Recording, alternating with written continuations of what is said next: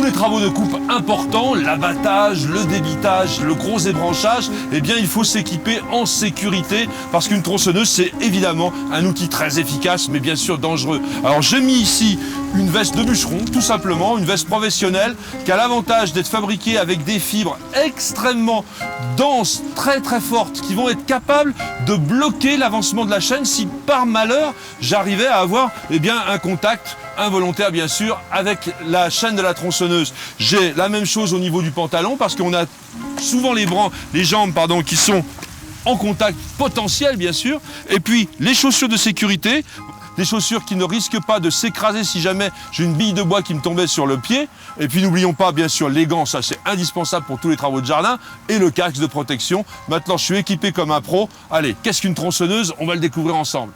Une tronçonneuse, c'est une machine très particulière. Elle est fabriquée au départ avec un bloc moteur, un moteur à 2 temps, qui fonctionne donc avec un mélange huile-essence. Ici, on a utilisé de l'aspen. C'est un mélange déjà prêt à l'emploi et qui a l'avantage de ne pas dégager trop de fumée toxique. C'est vraiment quelque chose de pratiquement écologique, on va dire.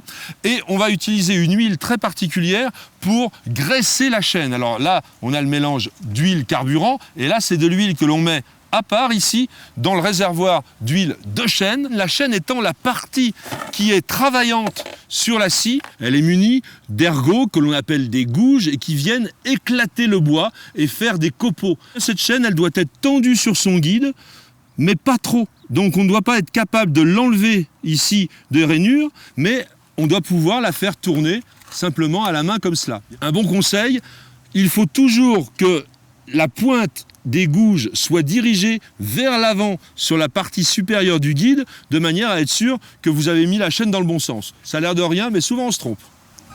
J'ai décidé d'abattre ce vieux pin qui penche dangereusement, mais attention, lorsqu'on va tronçonner, il faut toujours bien regarder comment se présente le chantier. Ah, bon sang, il y a un piège parce que on a cette branche de vieille acacia qui va risquer de retenir mon arbre quand il va tomber, et ça c'est pas bien, donc je vais avec la scie cette fois, couper cette branche parce qu'en aucun cas, il ne faut tronçonner plus haut que son épaule. Comme il est très imprudent de travailler avec une tronçonneuse lorsqu'on est sur une échelle, je vais travailler avec la scie. Alors attention, nous avons une branche qui est en surplomb et avec un énorme porte-à-faux. Pour éviter qu'elle s'éclate complètement, je vais d'abord commencer un trait de scie sur la partie inférieure, sur environ 1/3 de la longueur de la branche. Voilà. Et derrière ça, je vais scier.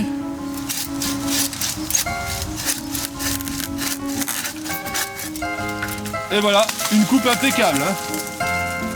Maintenant que nous avons dégagé la partie aérienne pour permettre à cet arbre de tomber très facilement, on va regarder les alentours de notre chantier et surtout éviter tous les obstacles. Par exemple, cela, il y a un risque de buter. Et puis surtout, j'ai beaucoup de lierre. Alors ça, c'est pas bien du tout.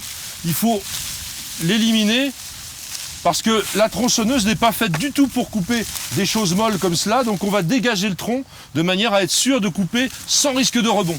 Une tronçonneuse se démarre au sol et sur un endroit bien dégagé. D'abord on met le contact, ensuite on va tirer le starter et puis on a une petite pompe ici. On appuie 3 ou 4 fois de façon à ce qu'elle soit remplie de carburant. Donc on la pose au sol, on la bloque bien avec le pied. Et c'est parti. En raison du bruit très important que fait une tronçonneuse, c'est environ 140 décibels, c'est tout à fait normalisé, mais c'est beaucoup. Eh bien, moi, je mets un casque. Alors, le casque, bien sûr, c'est pour d'abord la protection du crâne, mais on a des écouteurs, enfin plutôt des oreillettes, puisqu'on n'entend plus rien du tout. Et puis, on va avoir une visière pour éviter les éclats possibles avec les copeaux. Cet arbre étant vraiment très penché dans ce sens-là, je ne peux pas le faire tomber ailleurs. Donc, je vais faire d'abord une première entaille assez ouverte, environ 45-60 degrés, qui va permettre d'aider l'arbre à tomber. Allez au boulot.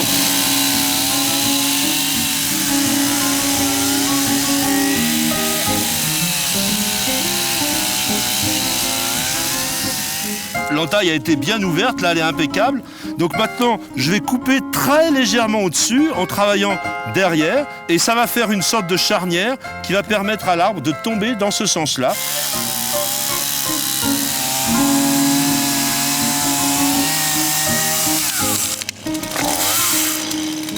Maintenant que l'arbre est par terre, il y a encore un gros travail à faire, c'est les branchages. Attention, souvent c'est le plus périlleux. Pourquoi les branchages est-il périlleux? Tout simplement parce que d'abord, on a beaucoup de lierre et là, il n'est plus possible de le retirer à la main. Donc on a toujours des risques de mal couper ces branches assez souples. Et puis surtout, il peut y avoir des branches qui se cachent les unes derrière les autres. Et en aucun cas, il faut que la tronçonneuse attaque la branche avec l'extrémité du guide parce que ça fait un rebond. Et ça, je vais vous le montrer, il ne faut jamais le faire. Mais vous allez voir comment ça peut être dangereux. Et fort heureusement, nous avons le frein de chaîne. Vous voyez, quand la tronçonneuse rip comme elle a ripé là, on a le poignet avant qui peut actionner le frein de chaîne. Ça, c'est très important.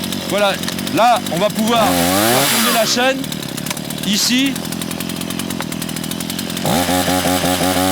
Elle ne tourne plus, ça, c'est une sécurité. Donc voilà, encore une fois, pour le fun.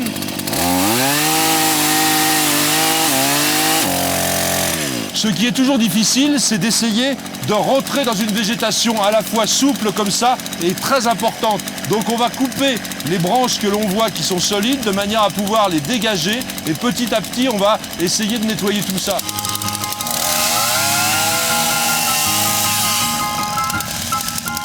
Actuellement, l'arbre là repose sur ce point-ci et sur l'extrémité. On pourrait être tenté, par exemple, c'est très facile, de trancher avec la tronçonneuse ici. Le seul problème, c'est que les deux forces contraires vont venir coincer complètement le guide chaîne de la tronçonneuse et on risque de ne pas pouvoir la retirer du bois. Donc il ne faut pas travailler comme ça. Il va falloir essayer de soulever petit à petit les parties de manière à les mettre en porte-à-faux et de débiter petit à petit les morceaux du tronc.